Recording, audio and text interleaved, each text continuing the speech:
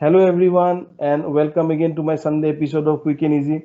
I hope you are spending some time every Sunday to watch my videos where I'm trying to share some basic concepts and you are learning with these small quick videos. So today I will be continuing my interlock lesson about AI switchgear. And with this chapter, so chapter 1 and chapter 2 I have covered in lesson 7 and lesson 8. So with this chapter I will be completing the basics of AIS interlock switchgear. So I hope you learn about the third type of interlock, which is the earthing switch interlock in this video with some small animation I tried to create for presenting to you. So let me share my screen. Before we move into today's session, I would like to remind you that I have covered the other interlocks in chapter 1 and chapter 2, that is in lesson 7 and lesson 8 of Quick and Easy. So I'm putting a link in the description box so you can go and watch this video if you want to understand the entire interlocks which are available in medium voltage switchgear. And today we are going to talk about earthing switch interlock, which will be a kind of a continuation of chapter 1 and chapter 2, and therefore I have named it as chapter 3. So let us get started with earth switch interlock. Before we start the interlock logic, I would like to take you through the function of earth switch. So if you see what is the function of earth switch, the function of earth switch is to discharge residual charges once the circuit is isolated. So this is very important. Once the circuit is isolated, earth switch is helping in discharging the residual charges. Why? To make it safe for any kind of physical work. It can be repair or it can be a maintenance activity. So I have managed a small video to show you how the earth switch operation works. So if you see, the handle is operating the lever and this lever is pulling three blades, which is part of the earthing switch, and the circuit, which is isolated, is getting earth after it is getting shorted with the help of the mechanism available in the earthing switch. So this circuit, which is now earth, is safe for any kind of physical work. There are two types of earth switch. So one is the cable earth switch.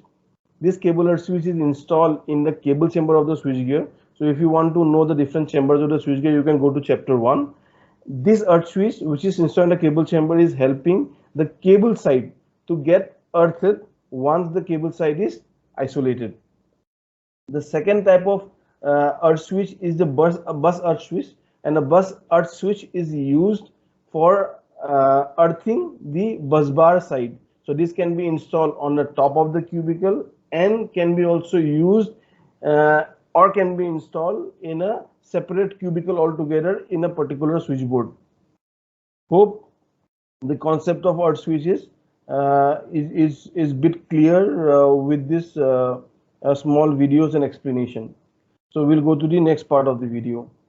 So now let us understand the interlock logic. So the interlock logic tells us that the earth switch should operate or close only when circuit breaker is in the test position, or in other words, when the VCB is in service position, earth switch should not be allowed to operate even by mistake. I will try to explain you this interlock logic, why it is important and how it works with the help of small animation I tried to make to help you understand in a simple way. So if you see here in this cubicle or in this switchgear, the circuit breaker is in the test position, means the circuit breaker has isolated the bus side from the cable side since it is now in the test position. Now if you see here, the current flow is getting completed here and it's not flowing to the other side of the circuit. So in this condition, imagine the circuit is connected to a motor. This cable connection is going up to a motor because it is feeding a motor circuit. Then the earthing switch, which is available here, can be operated safely and the residual charges can be discharged with the help of this earthing switch. So when it is in test position, when a circuit breaker is in test position, it is safe to operate. Now imagine another scenario. So if the breaker is in service position, So in this service position, the current is flowing through the entire circuit, from the bus circuit to the cable circuit to the, I would say, the motor where this switchgear is connected. So in this condition, if somebody is allowed to operate the earthing switch without isolating the part which is required to be earthed, then the earth switch will short all the phases, and once it shorts all the phases, since the phase is live, it will lead to a flashover. So it is unsafe to operate earth switch. So if someone tries to operate the earthing switch under this condition, he should not be allowed. And for this, the switchgear has to be designed in such a way that this interlock logic is met, where a person is not allowed to operate the earthing switch once the circuit breaker is in the service position, to avoid any kind of mishap with this operation. Now that we have seen that how a cable earthing switch can be operated safely by moving the breaker from service position to test position, and how important is the interlock to ensure that someone doesn't operate the earth switch when the breaker is connected to the entire cubicle. So now let us also see the bus earthing switch side and why the interlock is important. So here if you see, the bus earthing switch is required to earth the bus side. So if the power is flowing in the bus side and someone tries to earth the earthing switch, and the earthing switch operates, in that condition the live circuit will get shorted, and which will lead to a flashover.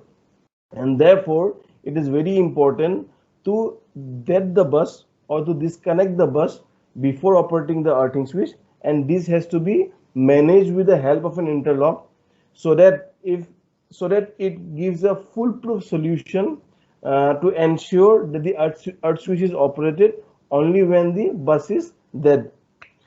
I hope you have understood the interlock logic of earth switch for both cable earth switch and bus earth switch, with the help of small animation what I tried to show you, so that it is easy to visualize and easy to understand for all of you. So just to tell you one thing along with this, that earthing switch is not only used in AIS, but it is also used in medium voltage GIS and in other high voltage transmission side. So if you want to know about how this interlock is achieved in other equipments, you can go and search in Google and YouTube, and you will find multiple videos of how this interlock is achieved. This video, I also would like to take you through few examples of how these interlocks are designed in AIS switchgear. So this will give you a full overview of the interlock logic, why it is important, and how they are achieved in air insulated switchgear. So if you see, the first type of interlock is the mechanical lock or the key lock. So here if you see, the orifice or the position to operate the earthing switch is locked with the help of a key lock. The key is entrapped with the circuit breaker which is in the service position. So once the circuit breaker is moved back to the test position, then only the key can be accessed, and then only someone can access the earthing switch, giving a positive interlock. Similar with this photograph, so this key is entrapped, and therefore no one is able to push the handle for operation of the earth switch, and this is only allowed when the key is retrieved after the breaker is moved from service position to test position. Second type of interlock could be a solenoid lock. The solenoid lock is not a pure mechanical interlock, but with the help of the electrical circuit, the plunger can be moved up and down. So once the plunger is getting energized, so here you can see it gives space for the flow of the circuit breaker or the operation of the earth switch, and when it is de-energized, then it is blocking the operation with the movement of the plunger. So this is how you can achieve interlock with the help of solenoid lock. Another example could be an integrated design in a circuit breaker chamber. So here this is a circuit breaker tray. the circuit breaker is moved from test to service and service to test position on this tray. So here if you see, if you can design a protrusion or an obstruction in between the test position and the service position in such a way that when the earthing switch is in a closed position or when the circuit is earthed, and if somebody is trying to push the breaker unknowingly from test to service position, this protrusion will not allow the breaker from moving to test to service position, making it a safe interlock or a safe operation for the switchgear. These are few examples, and there could be many examples how this interlock can be achieved to make the operation of our switch safe in a medium voltage AIS switchgear. So with this, I believe we have learned about the logic, why it is important, and how this interlock can be designed or achieved in a AIS switchgear. With this, I close today's session. Thank you for watching today's video. I hope you have learned about the earthing switch interlock, the logic, why it is used, and what are the different type of design, how you can achieve this interlock. And with this, I close today's video. Thank you again for watching. Happy Sunday. See you next Sunday. Bye-bye.